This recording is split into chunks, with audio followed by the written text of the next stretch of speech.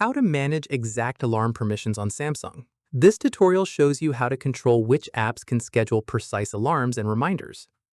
First, open the Settings app on your device. After that, tap on Apps. From there, tap on the three dots menu at the top right. At this point, select Special Access from the menu. In the next step, tap on Alarms and Reminders.